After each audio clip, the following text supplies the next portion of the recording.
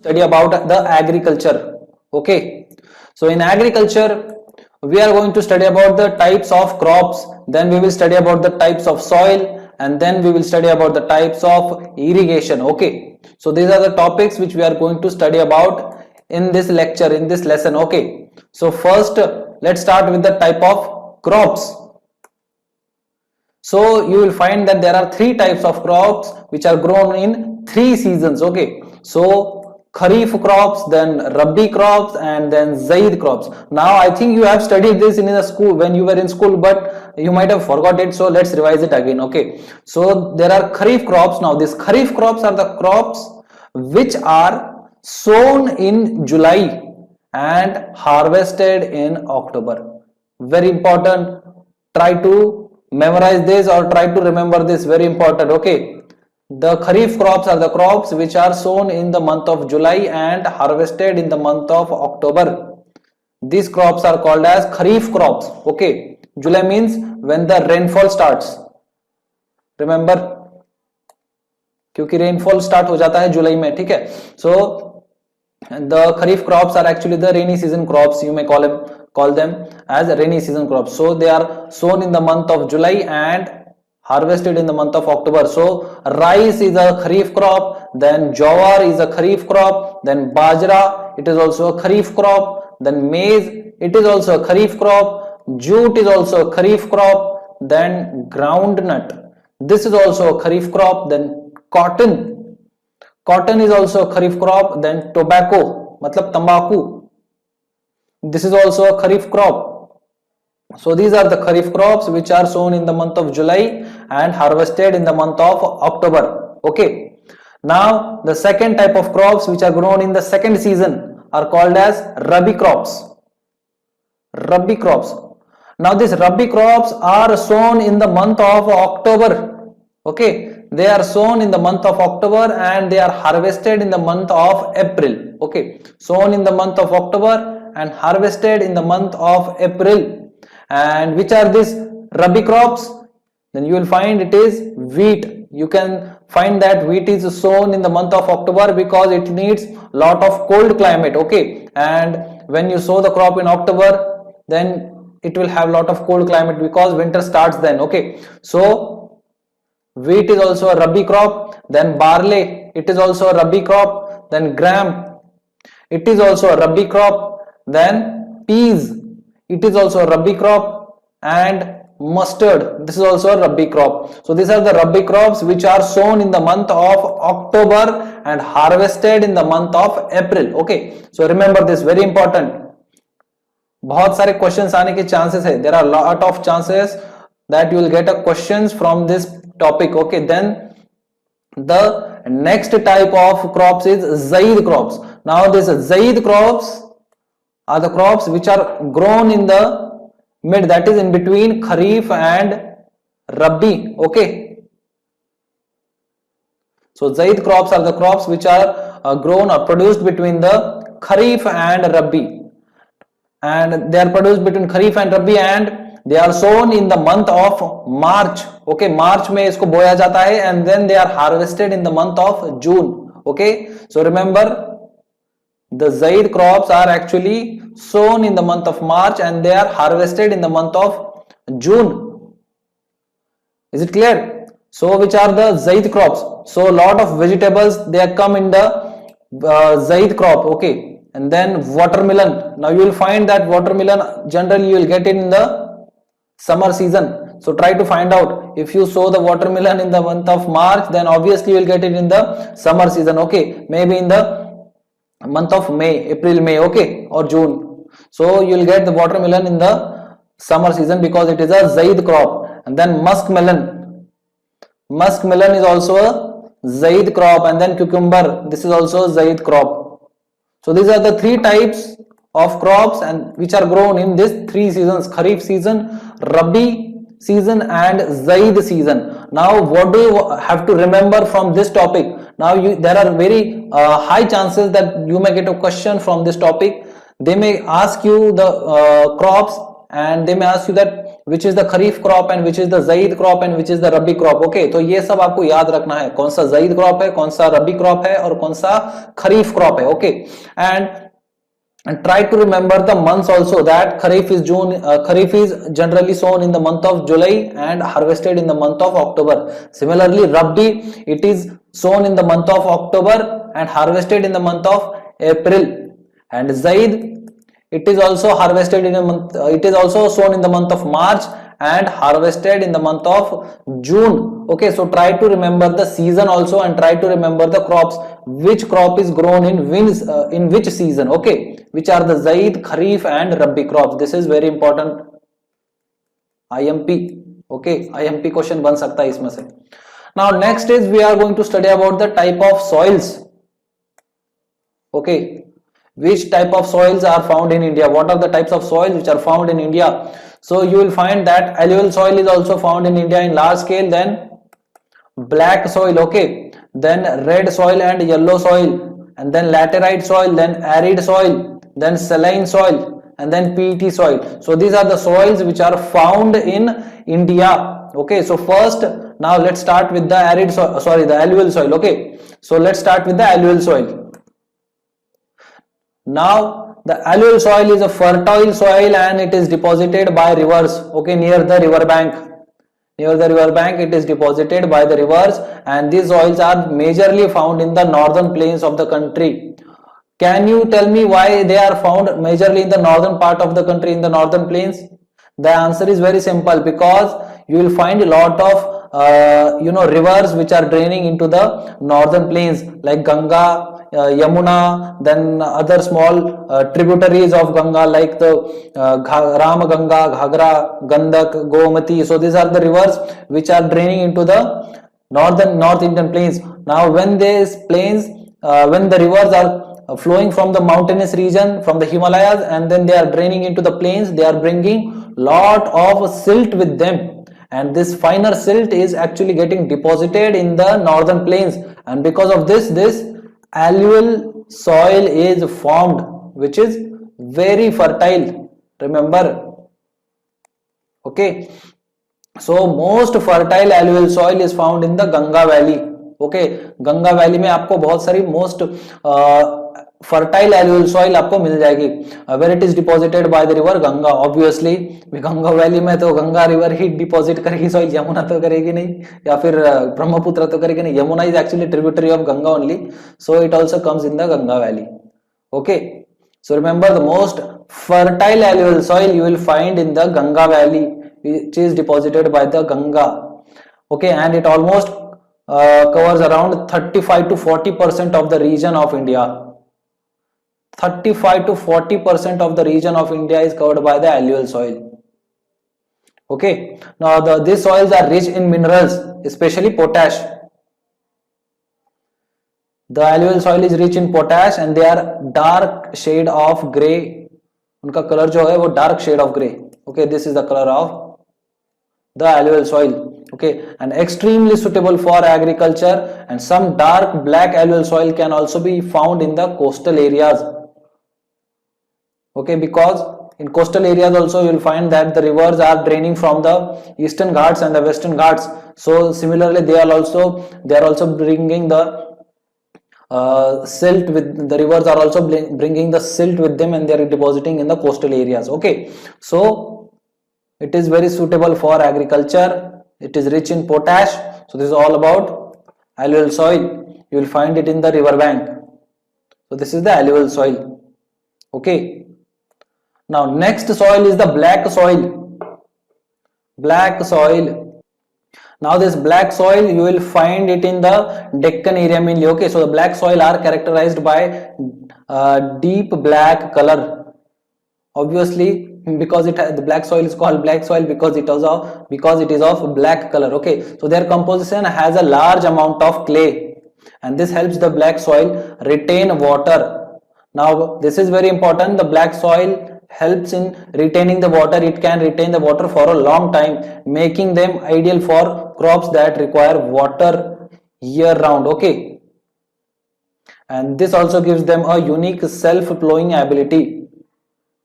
Okay, so this soil are rich in lime, iron and magnesia.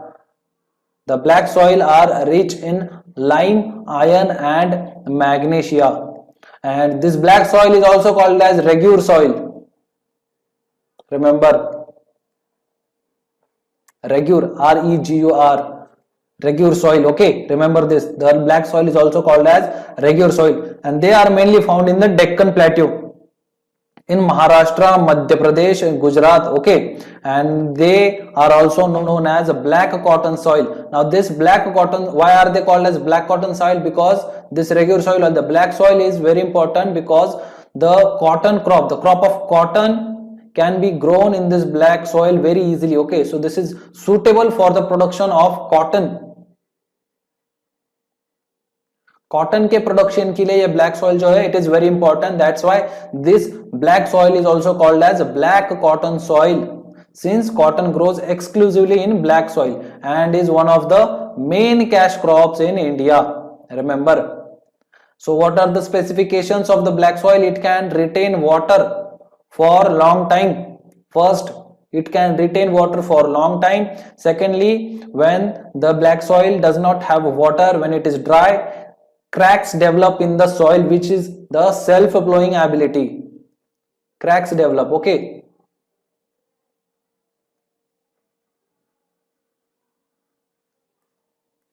cracks develop in the soil when it is very dry, there is no moisture at that time, it will self-flow, the cracks will develop in the soil. So first is it retains water, secondly the cracks develop, which is also called as the self-flowing ability, and thirdly it is also called as a black cotton soil because cotton is the exclusive crop which is grown in the black soil.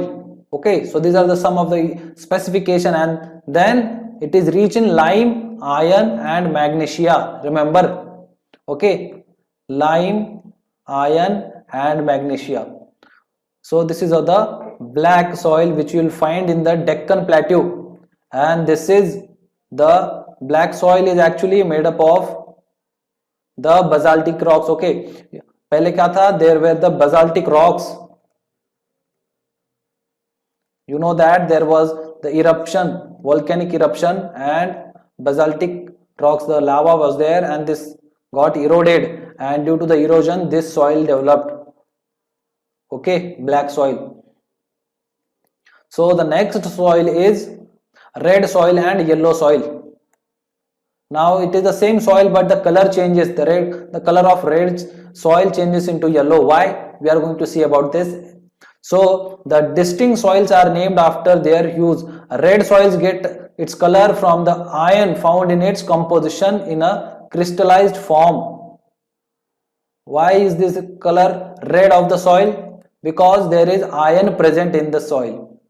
Okay, it gets red color because there is iron which is present in the soil, which gives it a red color. Now the soil takes a yellow color when it is hydrated. When it gets hydrated, when water enters into the soil, it gets its yellow color. Okay, and these soils are generally found in the Western Ghats, Odisha and Chhattisgarh. Remember, Western Ghats, Odisha and Chhattisgarh में ये soil आपको मिल जाएगी. That is red soil and yellow soil. Okay, and the color of red soil is red because of the presence of iron within it. Okay, and the clay of red soil is nutrient rich and viable for forestation, and mainly you will find forest in the Western Ghats. Okay, in the region of Odisha and Chhattisgarh. So however, coarse red or yellow soil has been completely leached of its nutrients and is not fertile. So the red soil actually has very low level of humus and requires fertilizers when used for farming. So remember, it has very less amount of humus. The level of humus is very low. Remember, humus is low, so it requires fertilizer for agriculture. Okay, the humus is low and it requires fertilizer when it is used for farming or agriculture. Remember this. Okay, so this is all about the red soil. Remember, the color of red soil is red because of the iron which is present in the soil. Now the next soil is laterite soil. Laterite soil, okay, so such soils are found in the regions of high temperature and very high rainfall. जहां पर बहुत high temperature रहेगा और बहुत high rainfall रहेगा. Now try to find out which is the place where there is high temperature and high rainfall. So try to apply the logic also, okay. Whatever information you have from the previous lessons, try to apply this, okay, because it is not going to happen that you are going to know each and every answer for the question when you enter into the examination hall. There will be times when you will have to apply logic and think, okay. So this type of soils you can easily find that which is the region in India where is the high temperature and very high rainfall. So the rains will wash all the nutrients from the soil, leaving it infertile, okay. So when there is high rainfall, the rains will wash all the nutrients from the soil, leaving it infertile. So mainly the laterite soil is infertile. So the leaching process will leave behind no iron rich soil, absent of silicon. So thus humus composition is also affected by bacteria and fungi that thrive in high temperatures, okay. So humus is also less, and the composition of humus is also affected by bacteria which is there, which thrive in the high temperatures. Now we were talking about which is the area, high temperature and high rainfall. So you will find that this is the Western Ghats, then Eastern Ghats. Obviously in Western Ghats you will find there is lot of rainfall, and as it is near to equator, okay, here will be high temperature and the rainfall will also be very high in the Western Ghats. Similarly in the Eastern Ghats, and then Malwa Plateau, then Tamil Nadu, and then Kerala. So these are the places where you will find this type of laterite soil, where its nutrition is actually washed away by the rain. The nutrition is washed away by the rain. The humus is also affected by bacteria, and generally this type of soil is infertile, not suitable for agriculture, okay. So while these soils are not entirely suitable for agriculture, they have other uses. And what are these other uses? They are used to make bricks, which we use in construction. So bricks बनाने के लिए ये soil का इस्तेमाल किया जाता है, इसका उपयोग किया जाता है for making bricks, laterite soil, okay. So this type of soil is infertile. You will find this type of soil in the Western Ghats, in the region of Tamil Nadu, Kerala, in the Eastern Ghats also, okay. All the nutrients are leached away by the rain, and this soil becomes infertile. Now the next soil is arid soil. Arid soil, which you will find in the desert regions, okay. So these are the sandy soils that appear in extremely dry and arid region. अब कौन सी है extremely dry and arid region? Try to find out. Apply the logic. It is Rajasthan and Gujarat, obviously, okay. So these soils are completely void of any organic matter, and they also have very high saline content, and making them largely infertile. Only desert vegetation, that is cactus, bushes, that can be grown in this arid soil. And okay, remember, arid soil you will find in Rajasthan and Gujarat. So the climate is also important for forming the soil, okay. Climate also plays an important role for the nature of soil. Remember, whatever the weather or climate is there, it will affect the soil, okay. So this is the arid soil. Now the next soil is the saline soil. Saline मतलब वो नहीं कि जो अब glucose को saline चढ़ाते हैं, okay. Saline soil means these are also known as the Usara soils. Now these soils have a high salt concentration, okay. As the name suggests, they have a high saline content in their composition. Saline means salt, okay. They have high saline content in their composition. So they also have large quantities of potassium and magnesium, making them infertile. Can you see this type of soil? So this is saline soil. Okay, so these soils are found both in dry regions and in swamps. Dry region and swamp में आपको swampy area you will find this type of saline soils.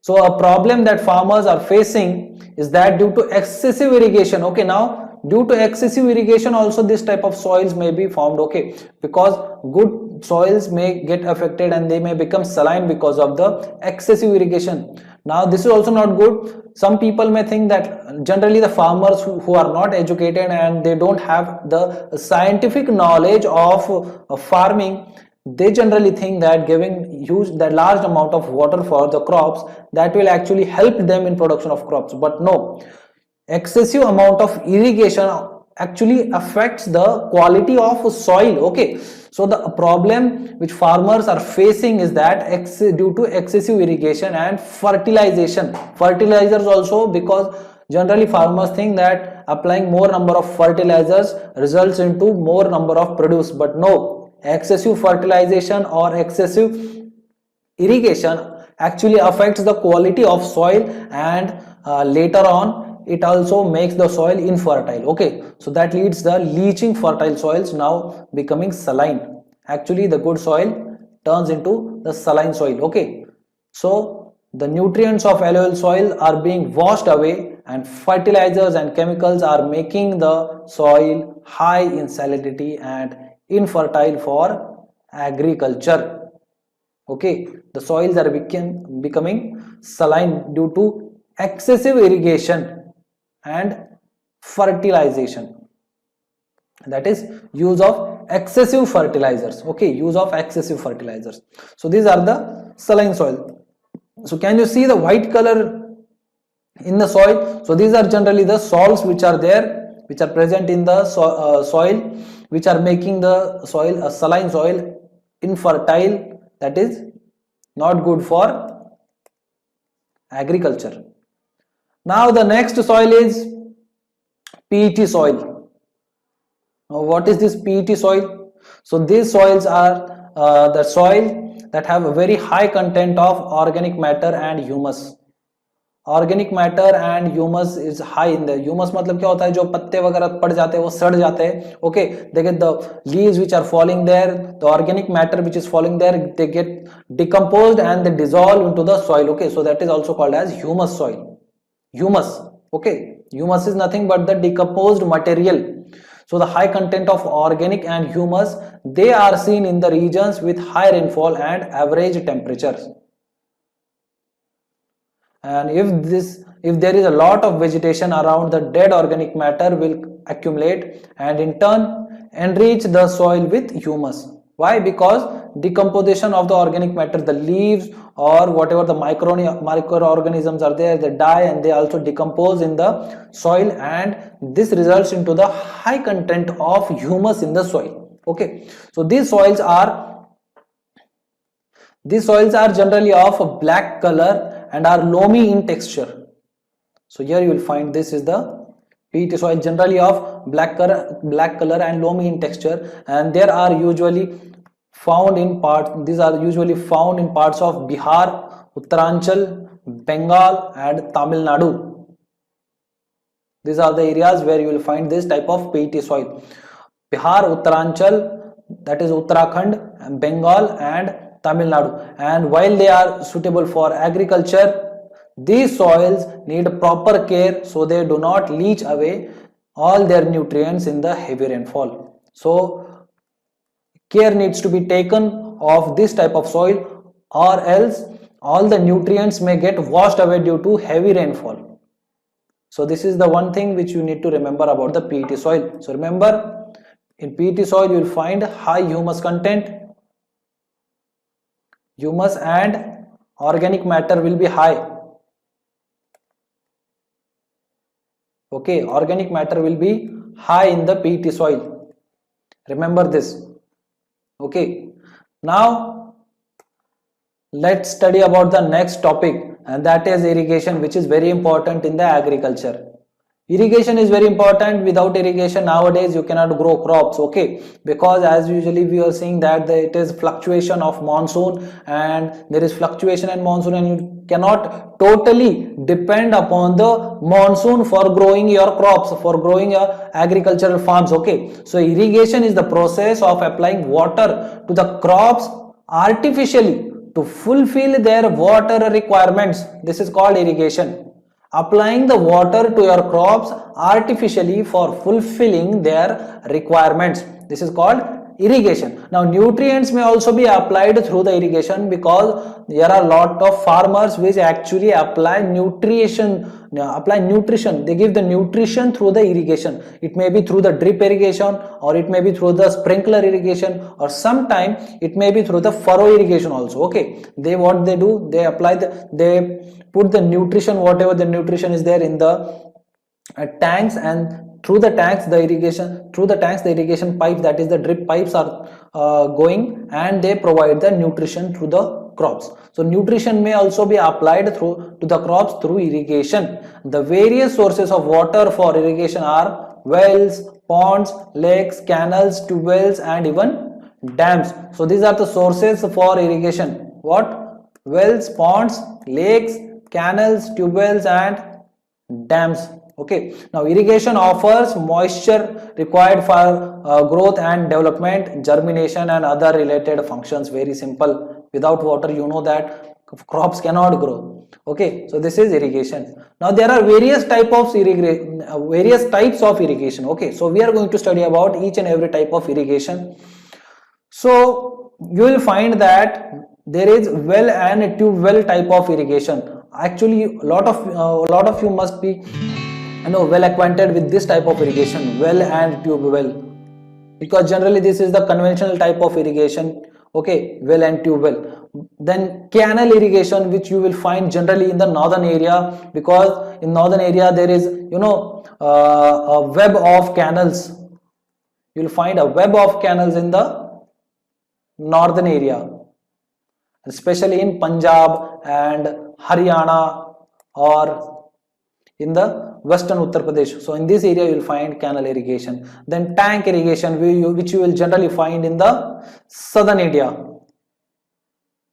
And then drip irrigation you will find in the plantation, mainly you will find it in the Maharashtra and Karnataka area.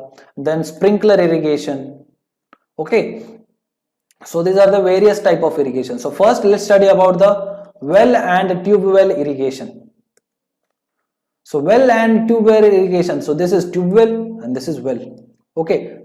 Tube well में क्या होता है, generally एक नीचे एक well खोदी जाती है which is of narrow width, okay, and there is a machine, and through the machine the tube well is being dug, and then a small motor is being inserted in the tube well, and through which the water is being pulled out and given to the crops. In well you will find its width is generally very big, and the motor is inserted and the water is pulled out by the motors, okay. So there should be sufficient. What are the conditions for the well and tube well irrigation? You cannot apply this type of irrigation each and everywhere, okay. There are certain conditions there are some prerequisites for the well and tube well irrigation. So what are the prerequisites for the well and tube well irrigation? So first is there should be sufficient quantity of groundwater, because in this irrigation you are pulling out water from the ground, okay. Ground level से आप नीचे से water जो है वो आप निकाल रहे हो. So obviously there should be good quantity of groundwater, and the water level should be nearly 15 meters, okay. ज़्यादा नीचे भी नहीं होना चाहिए, okay. It should not be too deep, so that it should be at a good level so that the water can be pulled out for the irrigation. So there should be regular supply of cheap electricity or diesel. Why?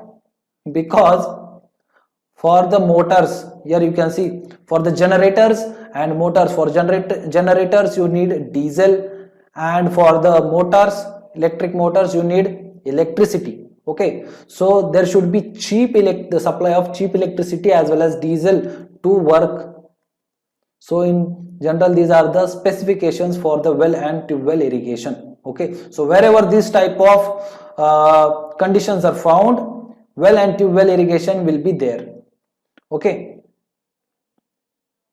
now generally this well and tube well irrigation, it is actually the first one. Okay, well and tube well irrigation is the irrigation which you will find mostly in India. It is actually mainly you will find in India, the source of irrigation is well and tube well irrigation. The next type of irrigation is canal irrigation.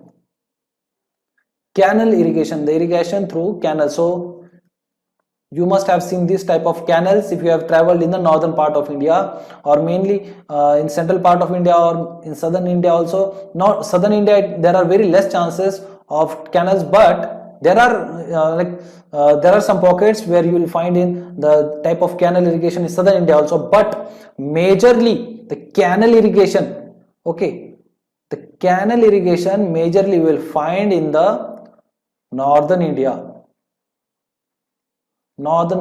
Okay, why? The second most important irrigation type after well irrigation, remember, at the first stage, first place is occupied by the well irrigation, and second is by the canal irrigation. Okay, so these are the canals, and water is supplied through the farmlands through these canals. So it needs area of low level relief. So this is the reason you will not find that much of you will not find the canal irrigation in that much amount in the southern area. Why? Because in the Deccan area or in the peninsular area, you will find the plateau area, you will find that the level is not of low, there is no low level relief. Okay, the ubad khabad upar niche hai aisa pura ekdam, the because of the plateaus, okay, because of the small hills and small mountains, the low level relief is not there in the peninsular area. So you will find that it is mostly in the northern areas. Secondly, why it is not found in the southern areas? The second reason is deep fertile soils. So mainly we have seen that in northern area you will find the alluvial soils in the northern plains. So these alluvial soils are deep soils. Okay, so deep soil means बहुत thickness होती है उनकी, नीचे तक बहुत तक जाती है. They are deep inside. Okay, the level is very deep, and because when the water comes to the farmland, the soil should not get washed away. For this reason, the soil should be very deep. The layer should be very deep. So you will find this deep fertile soils in northern India. And thirdly, perennial source of water. Now we know that in the southern area you don't have the perennial source of water. In northern area we have the Himalayan rivers, which are perennial source, of water, right? Because the melting of glacier makes the river perennial. Okay, so these are the three conditions for the canal irrigation. Low level relief, that is the low level relief means सीधा होना चाहिए, the area should be plain. Secondly, deep fertile soil should be there, which are available in the northern area. And thirdly, the perennial source of water, and the perennial source of water you will find in the northern areas. So it is mainly found in the northern plains of India. This is the reason they are found in the northern plains of India. Now remember, most of the dams also, the Bhakra-Nangal Dam, you will find the Indira Sagar Canal, you will find from the Farakka barrage. It is going to the Rajasthan area, which has made the agriculture possible in the Rajasthan. So it is due to the canal irrigation only. Okay, so this canal are coming out from huge dams, okay, like Bhakra-Nangal Dam and all the dams. They are the dams. From these dams, the small canals are brought out. Okay, small canals are brought out and they go to the farms and irrigate the farms. Okay, so this is called as canal irrigation. The next irrigation is the tank irrigation. Now this type of irrigation you will find in southern India, which is the speciality of southern India. Why? Because the geographical conditions are suitable for this tank irrigation. It consists of water storage which is developed by constructing a small bund of stones built across the stream. Okay, एक stream होगी and stream के ऊपर एक dam बनाया जाएगा, छोटा dam, which will be a bund actually, and a small type of tank will be created. Okay, so tanks are of varying size, but most of them are of small size, built by individual farmers or some group of farmers. Okay, so this type of tanks. And tank irrigation is popular in peninsular plateau, where peninsular plateau area, where Andhra Pradesh and Tamil Nadu are the leading states in the tank irrigation. Remember, why? Because you will find in the plateau region, you will find that the plateau region is very suitable for the tank irrigation. You will find small streams, and when the small streams are blocked, when the small streams are blocked by building some small bunds, okay, small check dams. Small check dams are built on the small streams. These tanks are created and the water is used for agriculture. Okay, so this is called as tank irrigation, which is the specialty of the southern India. Now the advanced type of irrigation, which is the modern type of irrigation, is called as it is drip irrigation. Now drip irrigation, you will find it is very modern type of irrigation, and this type of irrigation water is applied directly, that is near the plant roots through drippers. So these are the drippers. There are very modern variants of the drippers also. Nowadays it is becoming very advanced. Okay, so it is used for vegetable and plantation crops. This type of irrigation is used for vegetable and plantation crops. Plantation crop means grapes, and then oranges, and then pomegranates, grapes, oranges, pomegranates. So mainly you will find it in the Maharashtra, because you know that grapes are mainly produced in Maharashtra, and then oranges also you will find that the Nagpur oranges are very famous. So Maharashtra is the leading state in the drip irrigation. Okay, and this is the modern type of irrigation. So it results in very high water application efficiency. Okay, so in the other type of irrigations, we have seen that water is many times the water is wasted. Okay, because due to the sun, evaporation is going on, the water gets evaporated unnecessarily, and it is wastage of water. Secondly, more quantity of water is applied, that is excessive irrigation is done through the other type of irrigation. But in the drip irrigation, okay, the water is applied in small quantity, and it is a proper utilization of water. Only that much of water is given which is required for the growth of the plant. So it results into the efficiency. Okay, water application efficiency, high water application efficiency. So this is the result of drip irrigation, but it has its some demerits. And what are its demerits? So secondly, it is very cost intensive. Okay, it is very costly.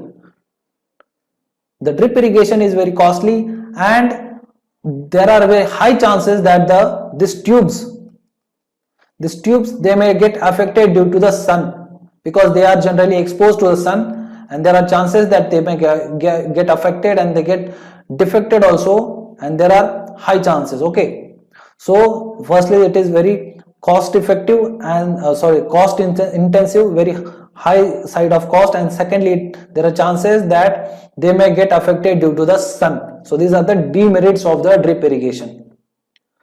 Okay, and in drip irrigation, remember, the water is applied generally near the plant root. Now the next is the sprinkler irrigation. So this type of irrigation, if you have traveled in the farmland area or in the rural area, you might have seen this type of irrigation. In northern India also you will find, in the southern India also you will find, in all parts of India you can find this type of irrigation. Why? Because this type of irrigation water is sprayed on the crops, somewhat resembling the rainfall. Okay, it resembles the rainfall, and the water is applied to the crops resembling the rainfall, जैसे बारिश गिरती है उस type का water crops को दिया जाता है, जैसे ऊपर से गिरता है. ठीक है, it is the water is the sprinkler irrigation itself means, the sprinkler word itself means the water is sprinkled on the crops. Okay, the water is sprinkled on the ground, so it resembles the rainfall. Okay, now the sprinkler irrigation is suitable on uneven land and shallow soil. Now we know that we find uneven land in the southern India. Okay, in southern India you find uneven land because here you cannot use the land, that is the canal irrigation, because for the canal irrigation you need low level surface, okay, low relief surface, low relief surface, that means plain area. But sprinkler irrigation में ऐसा कोई जरूरी होना चीज जरूरी नहीं है, ठीक है. In sprinkler irrigation uneven land is also you can use the sprinkler irrigation, and shallow soil also, in the shallow soil also you can use this type of sprinkler irrigation. Why? Because the water is actually falling from a height, okay, it resembles the rainfall, and there are very less chances that this shallow soil will get washed away. So by the sprinkler irrigation the shallow soil cannot get washed away. So this is the reason it is suitable in the uneven and shallow soil. Again, it is a cost intensive, costly, it is a costly product, okay, higher side on the cost. So this is the demerit again of the sprinkler irrigation, okay. So this is all about the agriculture. Now in our next lesson we are going to study about the natural vegetation, what type of natural vegetation is found in India, what type of forests are found in India. So we are going to study about that in our next lesson. Till then, stay tuned to SS.